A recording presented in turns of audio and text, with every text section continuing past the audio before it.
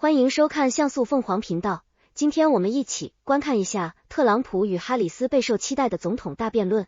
该辩论于美国时间2024年9月10日在费城举行。此次辩论的焦点集中在经济问题上，两位候选人都旨在争取尚未决定的选民。两位候选人采用了不同的策略。特朗普以其不可预测的风格而闻名，另一方面，哈里斯准备以坚定的态度回应特朗普，强调他的政策立场。人们在网上对他们的表现有什么看法呢？一位评论者指出，卡马拉·哈里斯出场就开始猛攻，毫不留情。他真的在最重要的问题上与选民产生了共鸣。另一方面，也有人认为哈里斯的方式太过于激进。特朗普的支持者赞扬了他对经济的关注。一位评论者写道，特朗普今晚状态火热，他真的强调了现任政府的政策正在伤害勤劳的美国人。特朗普的批评者认为，他诉诸人身攻击，未能提出解决国家问题的具体方案。一位观众评论说，特朗普花更多时间侮辱哈里斯，而不是真正解决问题。这是他惯常策略的令人失望的展现。下面是辩论现场节选。Be immune from any misconduct if he were to enter the White House again.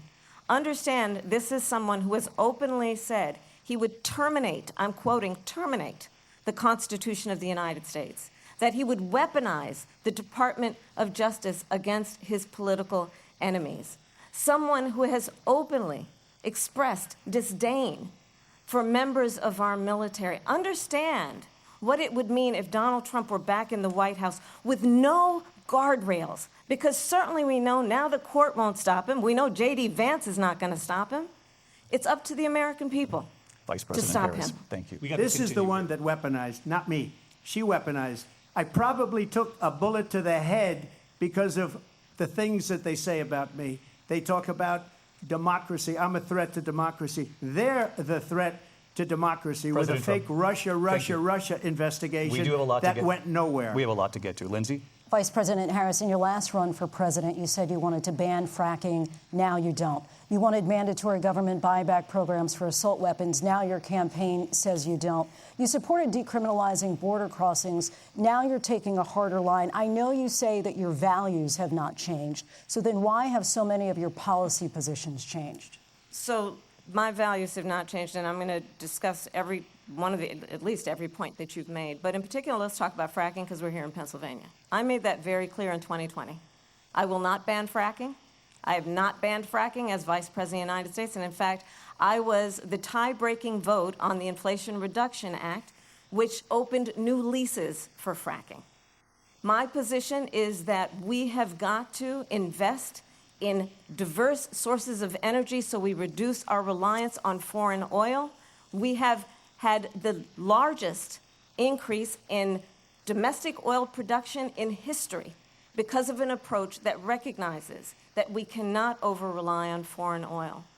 As it relates to my values, let me tell you, I grew up a middle-class kid raised by a hardworking mother who worked and saved and was able to buy our first home when I was a teenager. The values I bring to the importance of home ownership, knowing not everybody got handed $400 million on a silver platter and then filed bankruptcy 6 times, is a value that I bring to my work to say we are going to work with the private sector and home builders to increase by 3 million homes by the end of my first term. My work that is related to having a friend when I was in high school who was sexually assaulted by her stepfather. And my focus then on protecting women and children from violent crime is based on a value that is deeply grounded in the importance of standing up for those who are most vulnerable. My work that is about protecting Social Security and Medicare is based on long-standing work that I have done, protecting seniors from scams.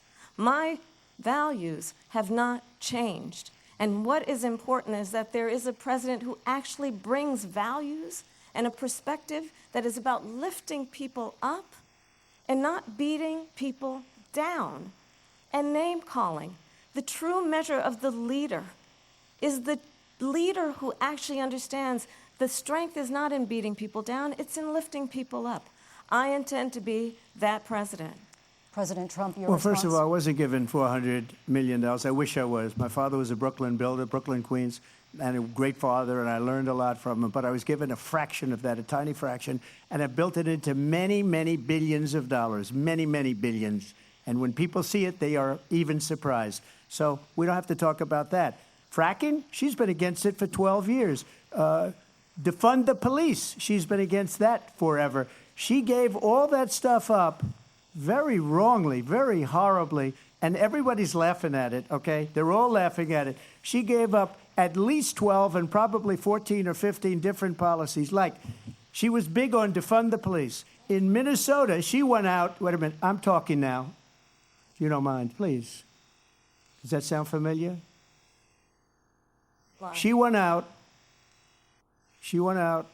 in Minnesota and wanted to let criminals that killed people, that burned down Minneapolis, she went out and raised money to get them out of jail. She did things that nobody would ever think of. Now she wants to do transgender operations on illegal aliens that are in prison. This is a radical left liberal that would do this. She wants to confiscate your guns, and she will never allow fracking in Pennsylvania.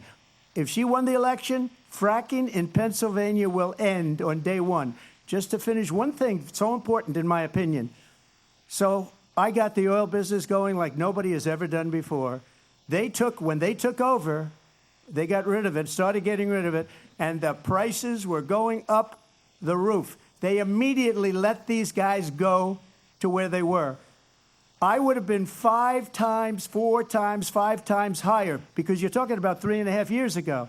They got it up to where I was because they had no choice, because the prices of energy were quadrupling and doubling. You saw what happened to gasoline. So they said, let's go back to Trump.